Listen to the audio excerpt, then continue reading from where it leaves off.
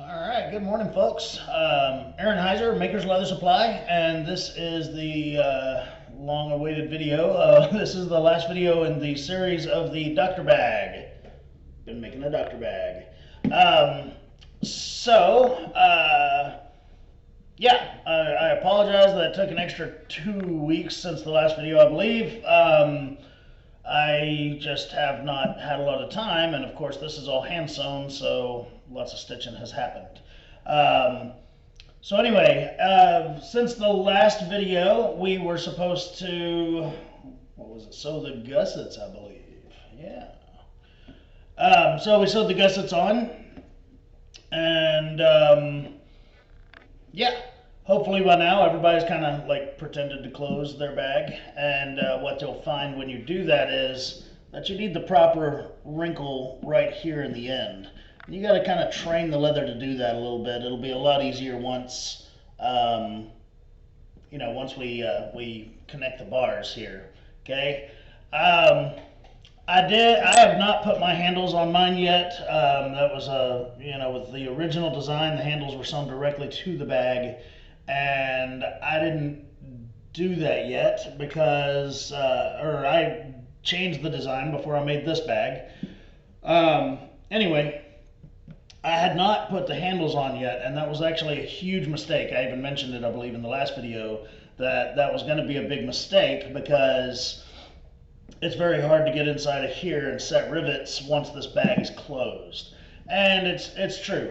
Yesterday I did go ahead and put one on just so I didn't make myself into an idiot in the video. But I'm going to do the other one in front of the camera so that you can kind of see how I did it. A lot of crazy engineering going on. Anyway, so yeah, but I also, my handles, you can do anything you want with these handles, but what I did was I took a piece of veg tan, about 6 to 7 ounce. It's about 5/8 of an inch wide. I slathered glue all over the inside of the handle. Let me get you down on the desk here. Slathered glue all over the inside of the handle piece. Slathered it all over the two sides of the that piece of veg tan, and then I just wrapped the handle around the veg tan. And I rounded the back part of the veg tan with the edger, so that it would wrap around it nicely, and then I just sanded everything nice and even after I sewed it down. Okay, so that's how I did this handle, and then I used that area that was shaped like this at the very bottom of the handle, and I wrapped that around the D-ring and riveted it down. I used brass rivets. They're like the copper rivets, but made of brass, but they're my favorite.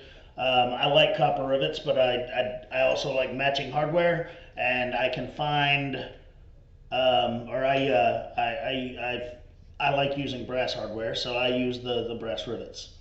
So, like I said, I just wanted to show you how I applied that handle.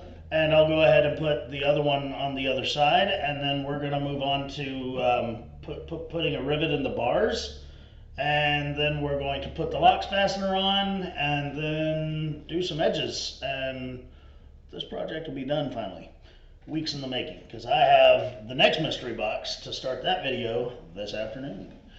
All right, so as you can see, what it is I just folded these little tabs over and glued them together on the bottom of this, and then they slide down into behind that piece right there. Again, if you got the original version of the bag, then you just got one of these to sew directly onto the bag. I apologize for that. That's what happens when I constantly am messing with designs and trying to improve them. So we have to get those little tabs down inside of those very tight little edges there. Bring the camera down a little bit more because you don't need to see me, you need to see it.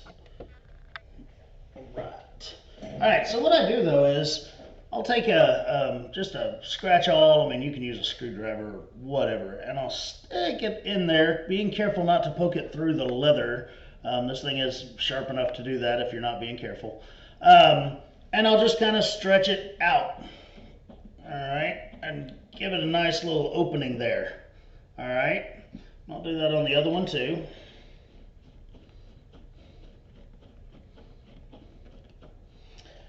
Okay, now I'm going to take my tab that I made and I'm going to push it down into the little opening I created. And it's going to go at least as far as, you know, the bag was where it was rigid and stiff from gluing, or not the bag, but the tab is rigid and stiff from gluing. But then it's going to be hard to pull it, push in there any further.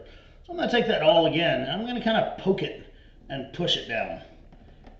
And that's going to seat it really, really nicely. Basically, I want it to go down far enough that basically just the loop that's holding the actual D-ring is all that's sticking out. Okay? And while I'm at it, I might as well go ahead and do the other one, make sure my handle's not twisted and it's orientated the way I want it and everything. Push this one in and then we'll do the same thing. It's hard when I have to try to make sure you can see it too. Alright. So again, I take this and I'll actually poke it into that leather and then just force it down into that area there. Do it one more time. It didn't quite go far as I like it to. There we go. Alright, so there it is. Both of those pieces are down. Now here's where the hard part comes in. I have to punch a hole through this, okay? And why that's hard is because now this bag is all set up and everything, and, you know, I got to get a backing in there so that I can actually, you know, have something to pound against. Honestly, like if I was at my house, I would just take it to my drill press and drill a hole through it while holding a board underneath it. But I don't have that luxury right now, and most others probably don't have that available to them immediately either. So what I'm going to do is I'm going to bring it over here. I've got a place where my counter kind of hangs over the edge. All right, right here. So this kind of hangs over the edge right here. You know, surely there's a spot in your house or something where you have something like that. And I put my cutting board kind of at an angle off of it. And I'll put it on there. And there we are. Now I've got to where I can hit both of these and punch holes through them. And it's not near as good of a platform as this would be to do it on, because of course this is just as solid as it can be. This is a 300-pound workbench. That's just an overhang of a piece of Formica countertop. So, not the most ideal of situations, but it's going to work. So, I know it's going to work because I made sure it was last night when I did the other side. I'm very sure that I'm not going to be able to leave this too open for you to see, but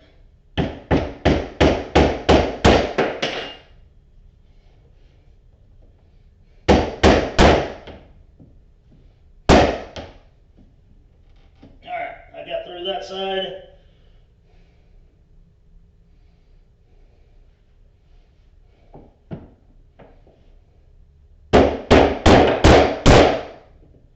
And I believe I got through that side as well.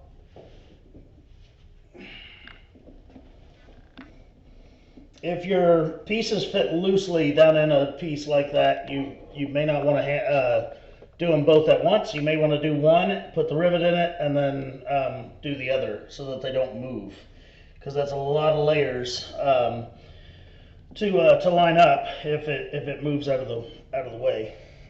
Man, I got that sucker stuck in there. So grab me a pair of pliers, twist her out. Mako mushkila.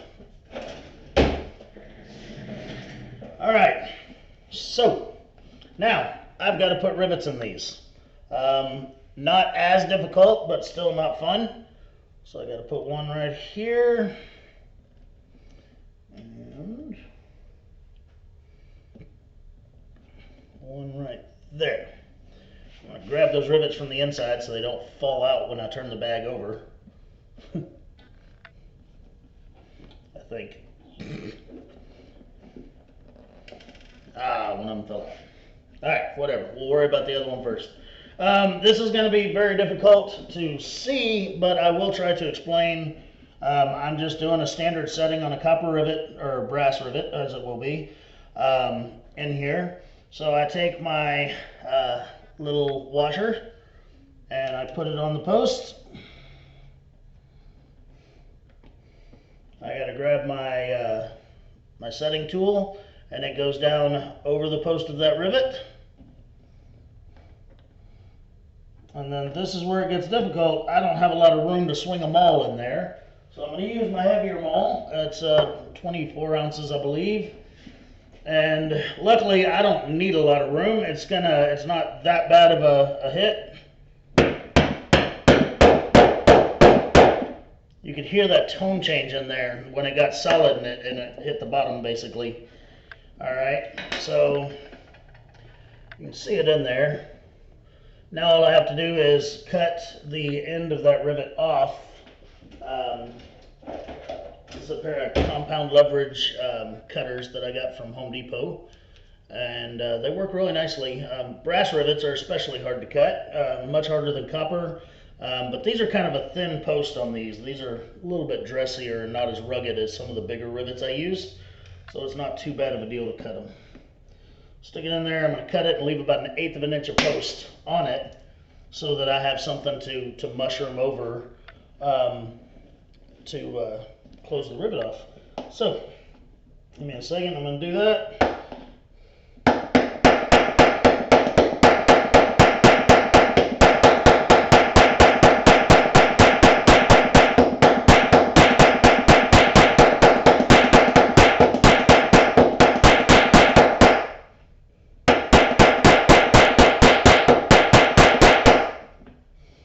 Always run my finger over the rivet when I'm done, just to make sure there's not any sharp areas or burrs or anything like that. And there she be. There it is. Got a good mushroom over it and everything. Everything's smooth enough that it's not going to catch or hurt anything when you put it in or out of the case. I'm going to pause the camera while I do that exact same thing on the other one, and when I come back, we will talk about rivets on the bars. All right, so both of my handles are now applied. I'm happy with them. They appear to be the same length, and that's always a good thing. It does make a nicer bag if one of your handles isn't sticking up 1 inch over the other one. So yeah, I'm really excited to put the rivets in the ends and get this sucker, set the loxx fastener so that we can close it properly and get all of our shape that we need out of it here. So. This part right here is a little unorthodox. I'm sure it's a terrible habit. I actually hate that I'm doing it this way, but I don't know another way. But I have created this hole right here you know, that's where the rivet's going to go through. I don't know a better way to do it than what I am. But what I do is I take something sharp. This is a scratch awl. You can take a nail or an ice pick or whatever. And I kind of feel around in there to find where the hole is in the metal bar. Okay? So I know I'm doing it on the back side here. I apologize, but I'll spin it around in just a second. Or here, I'll do it on this side of this one. So I got to feel for that hole, and then I'll use this, and I'm trying to watch myself on the camera. Okay, I got good. And if I can push this through the leather, then I'm obviously in that hole. So that marks the spot where my hole is. Now I'm going to take a hole punch, slightly bigger than that rivet tube is. So this one's a 5/32. I know that's kind of a weird size, but anyway. I'm going to set it up there, right where I just marked that, and I'm just going to twist and push, and it will cut through that leather, and it'll clean me out a spot for my rivet to go through.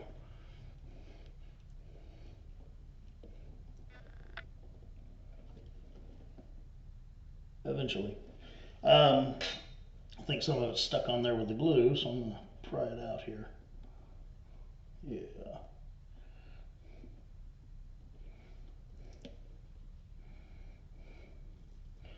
And you may have to take your scalpel or something and do a tiny bit of cutting to, you know, finalize it, which is exactly what I'm about to do here.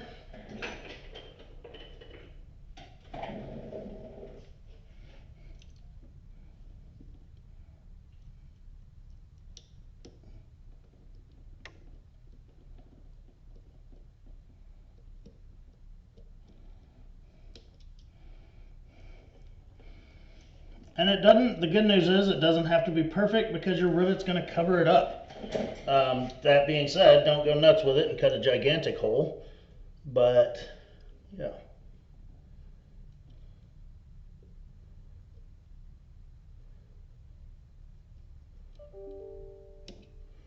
There we go. All right. And then I've got to do that on both sides of each of these dadgum things, so that I can get the rivet through. And if you look and you're not quite centered on your hole, you know, the metal hole that goes through, that's fine. Just take your hole punch, move over a tiny bit, and redo it. Because again, you've got that big old rivet head to cover it all up. So again, I'm going to pause the video. I'll complete the holes on all the others, and when I come back, we'll set some rivets. Alright, so I got all my holes punched, or poked, I guess you could call it. And I went ahead and initially stuck some rivets in there just because I couldn't wait to do that, right there. I haven't set the rivets, of course. I just set them in there just to create the hinge, make sure everything opens and closes like it ought to, nothing needs any trim job or whatever. Oh, let me turn off the air conditioner, I'm so sorry.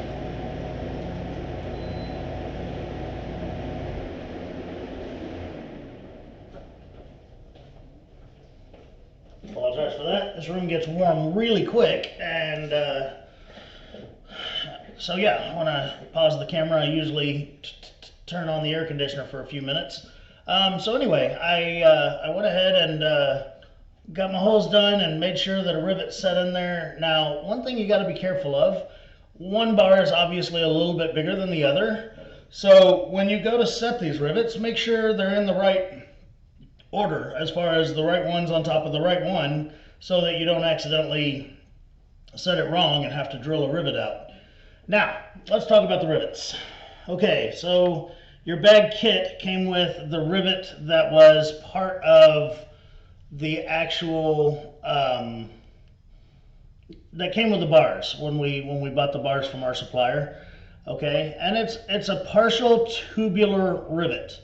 Okay. This part of it is all solid underneath my fingernail here, but then it's a tube right here. So how that would work is you're going to put it from the outside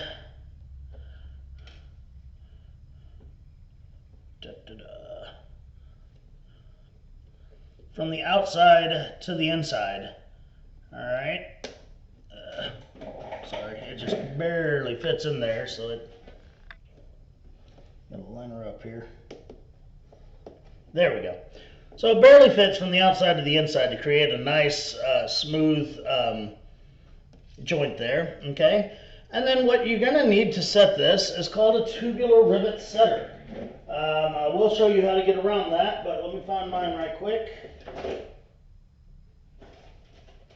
I had it out to show, but I don't. Dadgummit. Let me find it right quick, and I'll be right back. Of course, as soon as I paused it, I found it. So a tubular rivet setter. See how that looks like a flower? I'm going to try to make it focus on this thing. It always wants to focus on stuff that's way further away, so let's try it this way. There we go. It's kind of like a flower. It's got a point in the middle of it, and then some little holes coming off of it. And what it does, what it's designed to do, is you put it down on that tube, and it breaks it out and mushrooms it. Okay. I get this tool from Tandy. I've had one for years because once in a while I do use a regular tubular rivet. These are some pretty hardcore rivets though, as far as they're thicker walled and stuff. You can set it with this tool. Not easy. Okay. My other suggestion would be, I've seen a lot of this on social media and stuff, and it has worked. Take a large Phillips screwdriver that is bigger than the tube of your rivet, without pulling that one back out of the bag here. So a large Phillips screwdriver, and set down in the middle of that, and when you give it a whack, it'll cut and separate those pieces like they need to be so that they can mushroom on the back. Okay? Yeah. So that is that. Now, I will fully admit this, I hate these rivets. It has nothing to do with their function or how they're designed or anything like that. It has to do with the idea that they're not brass, and I like brass hardware. So, I am going to put a standard brass rivet on my bags. But, again, I want to make sure that you know how to put one of these on your bag. So you put it through there, okay? I'll lay the bag up on its side here. Let me turn it so you can see. You got to make sure, once again, that the big bar is on the outside and then the small bar is on the inside. Okay? You're going to put your little washer over that, and then you mushroom that out on the outside of that little washer. Now, once you've got it mushroomed, you may also want to take a ball-peen hammer or something and smooth it out, just like you would any copper or brass rivet. You want to smooth it out, because when the bag closes, pull the washer off because it's going to fall anyway. When the bag closes, it could scrape the leather right there. Okay? And we don't want that. We don't want it scraping on the leather and messing up the finish of your leather. Okay? I mean, 20 years from now, it'll look really cool, but when it's a brand new bag, you don't want that happening. So, again though, I'm going to use a brass rivet because all the rest of my hardware is brass, and that's the way I like it. So all I'm going to do is, I'm going to take the brass rivet, put it through there.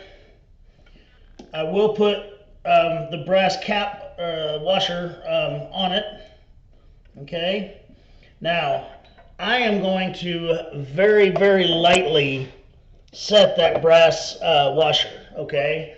I do not want to push it on there very hard because I'm not trying to make it to where that joint won't open and close freely. Alright? So I need to just set it enough that it's stuck on there. Okay? Now I'll check and make sure that my joint still moves, and it moves just fine. Now I'm going to take my ball-peen hammer and mushroom it out just like I would any other rivet I'm going to set.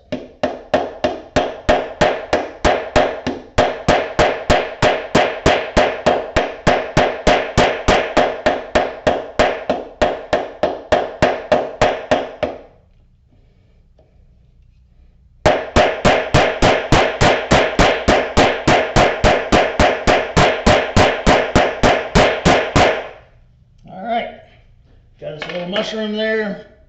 Check the fit. Good to go. Okay, now using this rivet, it will be a little bit more stiff than if I had used the one that came with it. But again, this is the rivet I want to use because it matches the rest of my hardware. All right, so I'm going to do the exact same thing on the other side here. Put the rivet through, lay the bag up on its end, set my washer on it, give it a little love tap.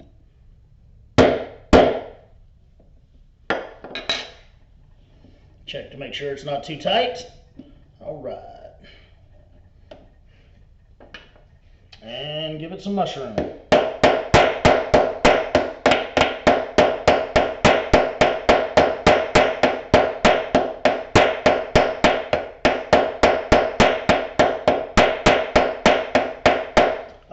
Over in the store, I do have a rivet domer that I'm actually going to use over my mushroom that I've created, just to smooth that out a little bit more, so that again, it won't scratch the leather when the bag is closed. So there it is. Now I'm excited. I was a little excited before. I'm a lot excited now. I will tell you this. Again, this is the first one of these that I hand stitched the entire thing, and I have found that I am terrible at stitching up a stitch without using a stitching clamp. None of my current stitching clamps really hold an area like this to stitch. So I've got all these nice, straight, good-looking stitches here, but man, my stitches look like crap on the edges. So I'm really glad this is just my new tool bag. All right, so we got our loxx fastener. All right, we got to set our loxx fastener. Let me find my loxx fastener. There it is. So in your kit, you got a loxx fastener. The hole for your loxx fastener, that is a 3/8 of an inch hole. Oh, notice how my leather doesn't match? I oiled these in one of the earlier videos. I didn't oil this one, so I've still got to oil it so it'll match. But that's why that is. So, 3/8 of an inch hole. I believe we poked this one on a earlier video. And then I set the button part of my loxx fastener on that hole. I put the little washer up underneath it and twist it back on. I love these silly fasteners. When I can get the washer on. Come on, buddy. I have found at times that maybe it's a little bit too tight or too thick of a piece of leather, and I have to kind of skive out. Sorry, I'm off camera. Skive out the bottom down there so the washer fits on there better. I'm not sure if I'm going to have to do that right now. That piece on mine is 6 to 7 ounce, and I lined it with a little bit of 2 to 3 ounce. So it may be a little bit too thick. Alright, I gotta find my loxx key, and I have no idea where it is, so I'm gonna pause the video right quick. Okay, so this is the loxx key right here. Alright, and what it does is, you see these little holes in the washers. It just fits into that hole, and that way you can twist the washer and apply it. So I'm going to put the washer under here. I'm going to use my key so I can actually turn it, and if it catches, that's great. If it doesn't, that's okay. I will still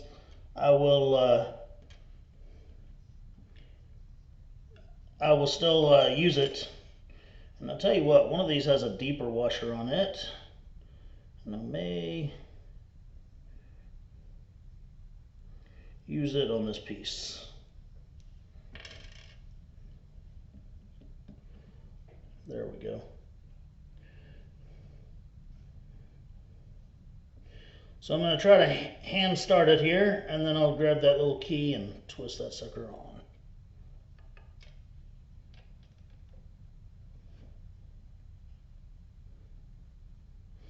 I do love these little fasteners. They're awesome for the applications I can use them on. However, they can be a little bit bulky, so they don't work on quite everything, unfortunately. But for bags, they're perfect.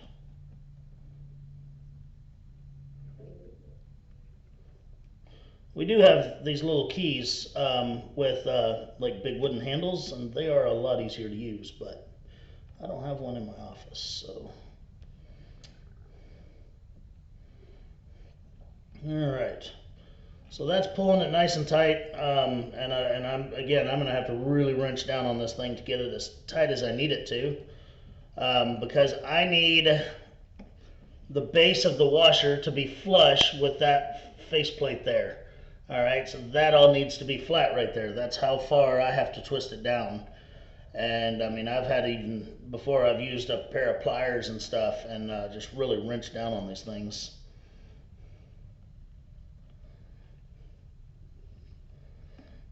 All right, check and see if that's enough for it to latch onto its base, and it is. Beautiful. All right, now I got to look at this, and I got to figure out where to punch my bottom hole there.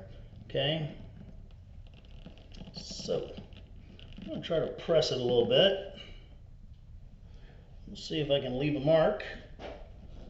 Doesn't always work, sometimes it does. All right, and that left me just the slightest little mark in there to be able to punch my my 3/8 hole on the bottom piece. Okay. Let me figure out which one of these hole punches is 3/8.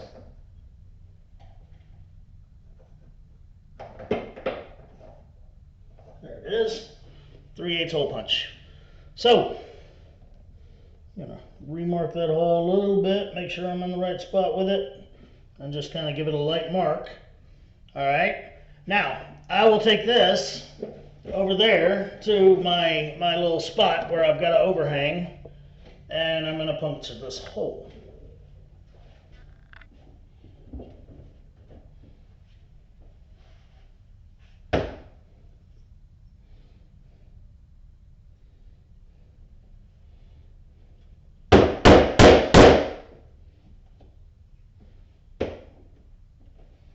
Okay, that went well. All right, so now I got a hole. So this one's going to come through the backside like that. Set the little washer over it.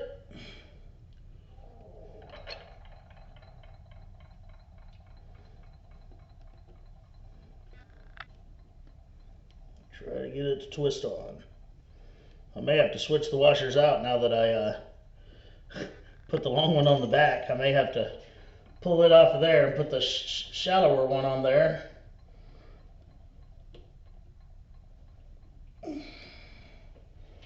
Alright, and that's exactly what I'm doing here. Because now that it's pulled this one in nice and tight, I can use the shallower one on this backside, or the outside piece here. Setting these is just always a adventure when you're trying to do something thicker than you should be. So,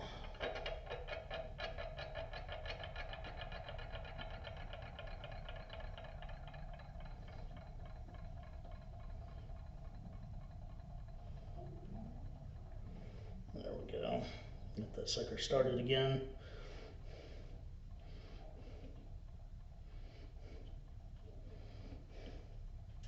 Okay, now, use this washer where it was made to be.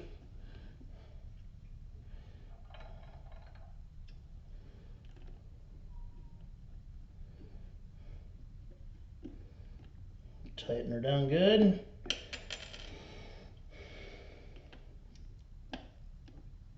These little keys can be fun when you got big gorilla paws.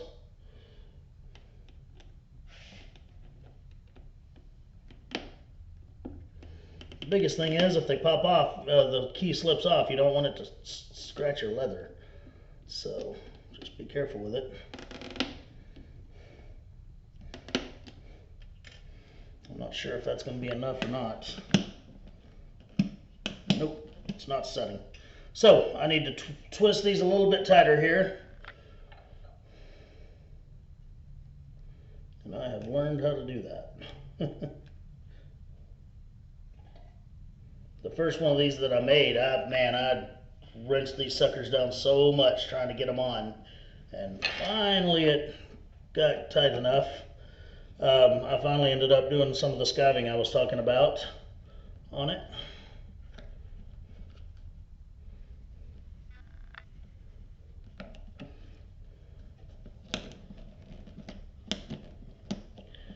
Okay, I wrenched down on the top part a little bit. Let's wrench down on the bottom part a little bit.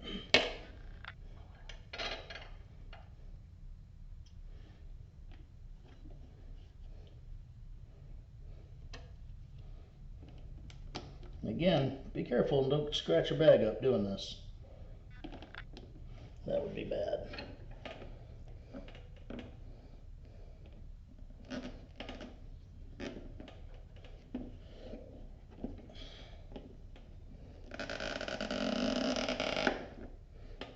Here, getting tight on that leather.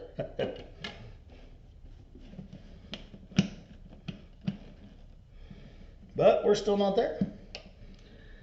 Alright, so what I'm going to do is, I believe it's the top piece that's giving me the trouble, so I'm going to do exactly what I said and skive out a little bit of that inside there. I'm troubled if I should do that on the camera or not. It might take a minute. See if I can twist it just a little more without having to.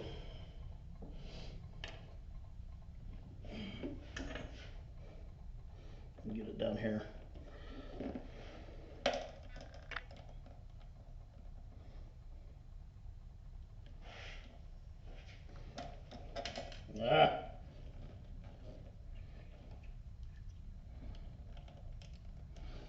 I'm sure this is painful for you to watch, and I apologize. But I always put our struggles on the camera too. That way you know that you're not the only one. We all struggle with some of this stuff. Trying to find an easy way to grab this sucker. It's not.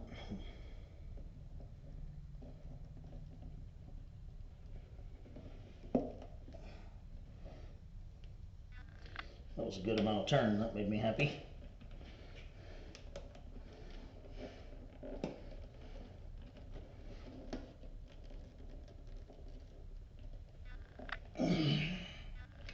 I bet that did it.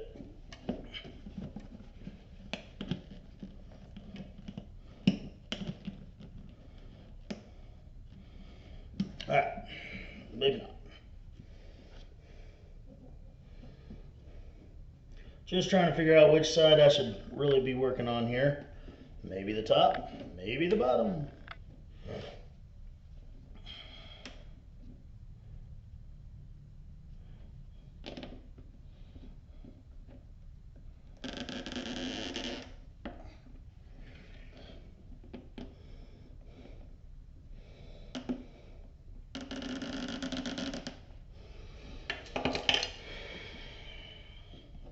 Every little fraction of a fraction works. All right, we got it. No, we didn't. All right, I'm gonna give her all I've got, Captain, and see how it goes. Last ditch effort before pulling it off and actually doing the skiving that I don't want to do, mostly just because laziness. It's not that there's a problem with it, it's just I don't want to do it.